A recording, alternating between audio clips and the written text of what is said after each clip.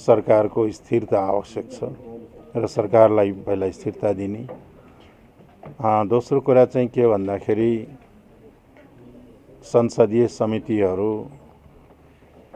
अगाडि नै भइसक्नु पर्ने थियो, त्यसका निर्वाचनहरू र त्यसलाई अब यथाशीघ्र गर्नुपर्दछ र संसदीय समिति नै संसदीय प्रणालीको फङ्सनल विङ हो खास गरी भन्ने हो भनेदेखि त्यसलाई चाहिँ एक्टिभेट गरेर त्यसलाई निर्माण गर्ने, एक्टिभेट गर्ने र त्यसलाई जारी गर्न अगाडि बढाउनु पर्ने आवश्यक छ र धेरै विधेयकहरू पढिरहेका छन्, धेरै विधेयक आउनुपर्ने छ।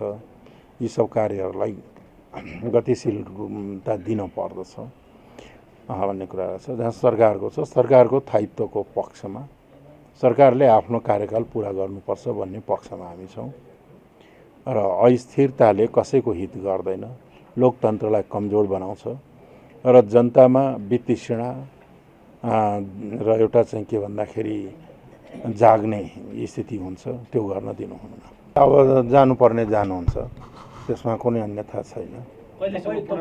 अब सरकार एक होइन के छ भने अब मेरा कुरा छोडिदिउँ, सरकारमा मन्त्रीहरू बाँकी रहेका फुलफिल चाँडै हुन्छन्।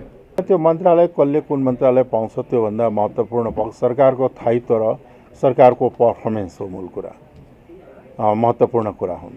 मन्त्रालय भन्ने कुरा महत्त्वपूर्ण होइन। होइन, समझदारी म त चाहन्छु के भन्दाखेरि अझ वृहत समझदारी बनोस्, सक्यो भने एउटा राष्ट्रिय समझदारी बनोस् र समझदारीका आधारमा मुलुकमा सरकारको स्थिरता, स्थायित्व र चाहिँ के छ भने आर्थिक विकास र समृद्धितर्फ मुलुक अगाडि बढोस्।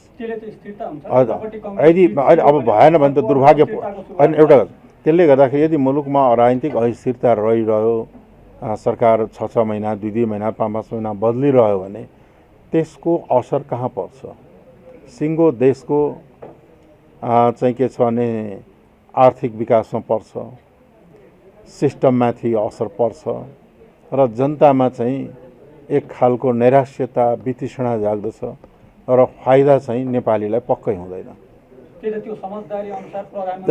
हजुर, त्यो समय होइन त्यो कुरा प्रधानमन्त्रीजीले स्पष्ट गर्नु होला, उहाँले के गरिराख्नु भएको छ। तर मेरो विचारमा चाहिँ के भने जति बृहत्तर समझदारी बन्न सक्यो अहिलेको अवस्थामा त्यति राम्रो मुलुकको लागि हो। तर समझदारी चाहिँ टिकाउ हुनुपर्छ। जसपाबाट सरकारमा जाँदै गर्दा एउटा मन्त्रालयमा तपाईँ जाने कि अर्को व्यक्ति जाने पनि भनिदिनुहोस् न। त्यो पार्टी बसेर निर्णय गर्छ, पार्टीले बसेर निर्णय गर्छ, त्यसमा किन हतार गर्ने र? समितिहरूमा चाहिँ हाम्रो दाबी रहन्छ कि रहँदैन? होइन, निश्चित रूपमा संसदमा काम गर्ने त समितिमै काम गर्ने हो नि। सभापति होइन, त्यो त सबैको चाहिँ के मलाई जहाँसम्म लाग्छ संसदमा रहेका पार्टीहरूको संसदीय समितिमा सहभागी हुन्छन्, हुनु पनि पर्छ।